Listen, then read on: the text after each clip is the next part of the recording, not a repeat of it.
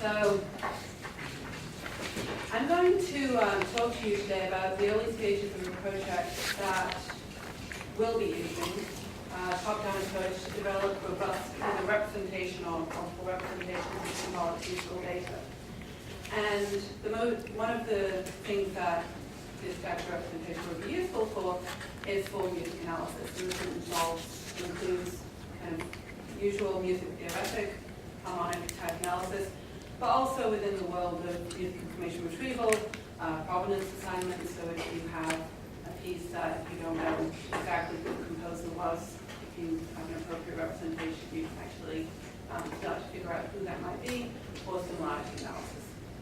So the talk is structured as follows. So it's going to begin with the ultimate goal and the motivations for the work.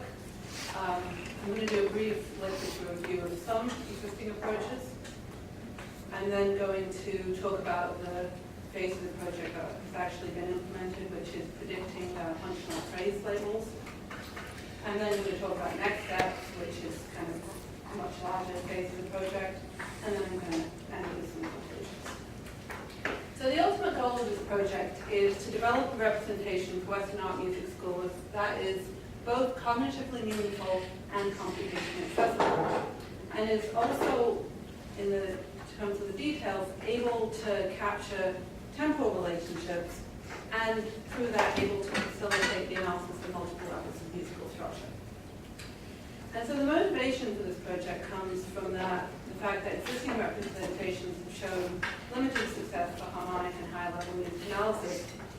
And recently I've gotten back to teaching music theory, and so I've been thinking more about what it is that we actually ask students to do in the classroom versus what we have the computers do.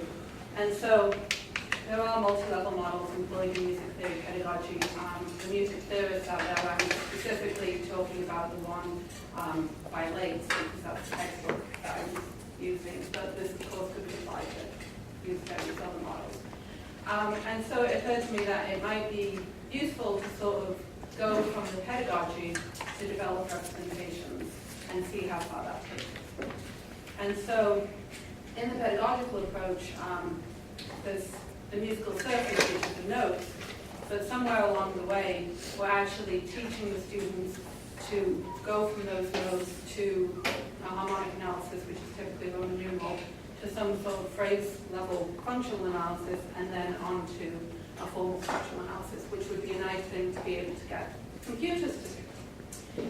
And so in terms of looking at other tasks, which is similar, I've been motivated by speech recognition, where the analog that I've set up is that in speech recognition, you have the acoustical signal, which is our musical surface, and then from there you have MFCCs or some other type of representation, which is this representation that I'm searching for.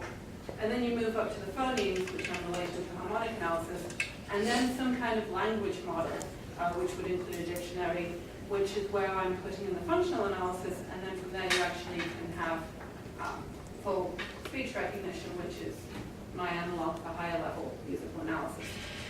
And so the hope is that by kind of coming up with some sort of language model for music, I can actually then go back to the musical surface and derive a type of representation that would be useful for the tasks which I'm interested in. So it's a top-down approach in that I'm going from the high-level model to the unstructured data and looking for representation, which of course is tricky, which is why it's not working photographs. So some existing approaches. So one of the most typical things is to use the piano roll notation where all of the notes control. Give Champions uses this preference rules. Another way to start to parse it, one way to start to parse that data is to vertically slice at each onset the polyphonic music to form chords. This is what Ethan refers to as the salami slices. He has used this work, but he's used this approach in his work in mathematics, which has been extended to incorporate voice leading. And then his Ian's student Chris White has been using this as part of the chord-based function model, which is kind of similar to what I'm doing, but a little bit different. And then Martin Roma has been using a combination of scale, degree, function, and phrase level representations within his work. Now, a lot of the large-scale analysis using these representations have been heavily influenced by text retrieval methods, namely n-grams, which are sequences of n-continuous signals. And it has been shown that n-grams work well for melodic retrieval in monophonic contexts, and this is something from early Indian history shown by Pickens. And then more recently, chord retrieval in polyphonic contexts has been shown to work well with n-grams, but this is only when chords occur as distinct units. So when you have some type of homophonic texture, which when you're looking at Western art music is not the case. And in this context, one nice example of n-grams when they work is the n-gram viewer on peachnote.com. So the problem with n-grams is that they encounter problems with more complex textures. And the main example of this is where chords are not played simultaneously. And the problem is that they don't actually distinguish between what is structurally significant and what is not. So in using musical language, or music theoretic language, what is chord tone and what is a non-chord tone and what's ornamentation. And so at the bottom here, you see just a very simple example of what you could show to, undergrad music theory student that would say, okay, we could have a C chord representing the first measure. But if you showed it to a computer, it would not necessarily come up with that same answer. So this is what I'm trying to actually figure out a way to do. So to do this, I'm proposing this language model for music. And really, it comes down to the fact that harmonic Roman numeral analysis is a hard task when working through the musical surface. So if there's actually a model of how these harmonies relate to function, maybe you can go back to the surface to actually try and derive the representation. And so a model of phrase level function and its relationship to the Roman numerals, which I'm referring to as a language model, would facilitate this top-down approach. And once this has been done, it would allow for both the evaluation of existing representations and the development of those representations directly from data. So I'm going to present now a little bit of the work that I've done so far, which is dealing with going from the chord labels to the function, just to show, because my initial thing was just to make sure that you could actually reliably predict the function from the chord labels. So just as a brief overview, when I'm talking about musical phrases in this context, I'm talking about complete musical statements built from the ordered presentation of three harmonic functions, tonic, predominant, and dominant. Of course, you may sometimes just have tonic and dominant. And these phrases end with a cadence. So if they remain on a dominant function, it's a half cadence, and if they return to the tonic function, that would occur either with an authentic or a second cadence. So it's a very simple definition of phrases. And so I implemented this model for predicting phrase labels. It's a very simple hidden Markov model. The state space diagram is shown there with the transitions that are possible between the different functions, tonic, predominant, dominant, going back to tonic. And this was tested on the Late's textbook. So I've been working on this with a postdoc at Ohio State, Johanna. And so the Late's textbook, all of the examples have been encoded with the chord label and the functions.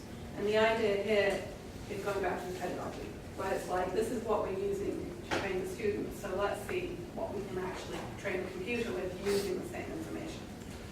So these have been encoded, and then they were used, the information was used to train the hidden Markov model, transition probabilities, and to evaluate the model. So we ran two types of evaluations so far. The first was an 80-20 split of the textbook data, which achieved 94% overall accuracy. And it was fairly comparable across the tonic, predominant, and dominant functions. We also tested the workbook exercises, and they're limited to the ones that the answers were provided in the instructor manual, because we wanted to just kind of be consistent with what we were using as a ground truth, so whatever Blake said. That didn't perform as well, and breaking it down into tonic, predominant, dominant, the issue is with the dominant function. And that actually comes from the fact that there was a much larger number of phrases ending on a dominant function in the workbook than there was in the textbook. So this is something we have to deal with a lot. But now that we've actually got this small part of the model working and we know that it works, I'm going to move on to the next step. So the next step is to experiment with both hierarchical hidden Markov models and conditional random fields. With the hierarchical hidden Markov model, the idea is we take this three-state phase level function and it will sit on top of the lower-level Roman numeral hidden Markov model. And so here we actually creating the language model, and then from there start to see what kind of representations work best going into that. Another option is with conditional random fields, where each state would have both the Roman numeral and the function. And the advantage over the hierarchical HMM in this context is that this conditional random field has the ability to utilize temporal context. So here there's information that you can encode information about metrical position and features from previous time frames. So once this language model has been implemented, as I mentioned, the plan is to evaluate existing representations and to look at learned representations. And really the main thing that I believe is going to be necessary to do here is to find a representation that is able to capture information about the note duration and metrical strength along different time scales. And so this is why I'm thinking that the conditional random fields are a good way to go with this. And then also temporal relationships between pitch classes and chords. Because if you can start to capture that information, then you're able to you're not only looking at what happens next or what happens at every fixed speed, but rather there's more flexibility, which is the kind of thing that the student would be actually able to do. So encoding that kind of flexibility in the representation is my hypothesis will actually lead to a more successful representation. So to conclude, the talks describe an ongoing project for developing this multi-level model for Western art music. I'm very interested to actually get feedback from people. And the model was inspired by both music theory, pedagogy, and speech recognition. And the ultimate goal is to develop a representation of the musical surface that is both utilitarian and related to the human musical information processing. So something which is in a computer accessible format, but which actually relates to the way that humans cognize. So thank you very much.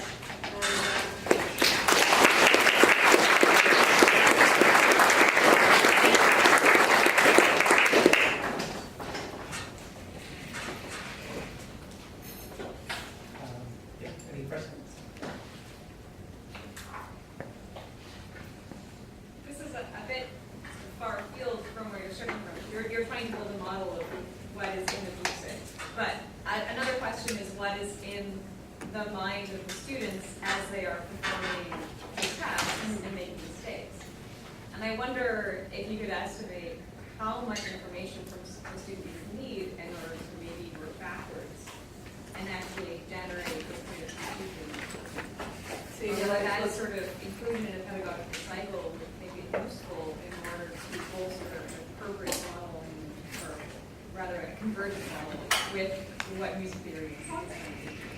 Yeah, I'm not sure if this is like coaching with the IRB, but you mean like looking at their assignments? For example. And kind of taking that information as a way to see like how many iterations it actually takes to stop making the same mistake. Well, that would be interesting to also see if various people are making the same mistake at certain places, they're doing okay in other places. It would give a clue as to where the issues might be in the surface that need special attention. Are you using automated music input for assignment submission in music theory, or no? Yeah, unfortunately, in the curriculum they are supposed to have learned score notation in their first year, but that doesn't actually happen, so it kind of makes it difficult when they get them to do this. So, yeah, but that would be perfect. Yeah. What's the high does your language model component have a hierarchy of itself, or is that flat? Yeah, so the idea is to sort of incorporate the phrase, the relationship between the phrase and the phrase functional level and then the harmonic analysis. And that's the first part of the hierarchy, and then below that would sit outside the language model, the actual Do you have hierarchy above the phrase? Ultimately, that would be the goal, but for the time being, if I could just get it to actually figure out where the phrases are and then use that information to inform the Roman numeral analysis, I think that would be a good starting point to then look at the representation and then also see, you know, okay, is this a sentence? Is this a period?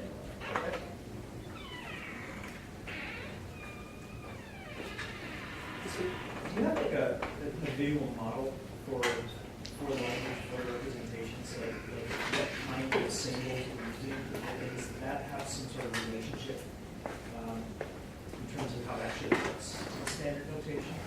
Do you mean in terms of the harmonic analysis, or? Just the representations that you're going to use, is that being developed, is that? No, that's still work in progress.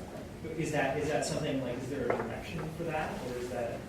Yeah, I mean, it's not going to look radically different from any representation of physical information. It's just this idea of actually encoding with, you know, the node name and the node duration, temporal information about what's going on around it, so that it's not just a matter of I see this, I see this, I see this, I see this in the computer, but rather look at a larger time scale and actually use that information.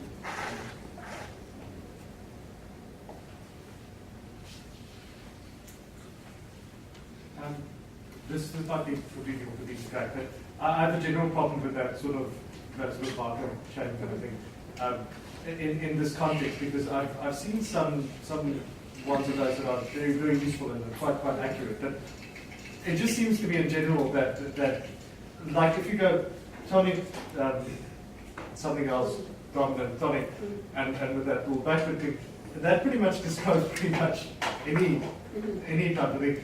And then when you look at the accuracy of it, I mean, even I've seen one that I can't remember who it was now, that goes up to like 90% or something like that. But if you think of that then in terms of say a Bach chorale or something like that, that means that like once every two phrases you've got something that falls outside of it. And for something that has such a broad kind of, I just, that's just a general observation, but I don't know if that's it. Yeah, I mean, I think, like, if you're using it as a standalone thing, you're going to run into that issue, but my hope is that by just using it to inform another state, then it's at least giving you more information than you would have if you didn't use it. Yeah. So, I mean, it's imperfect, but sometimes having something imperfect is better than having nothing. Yeah.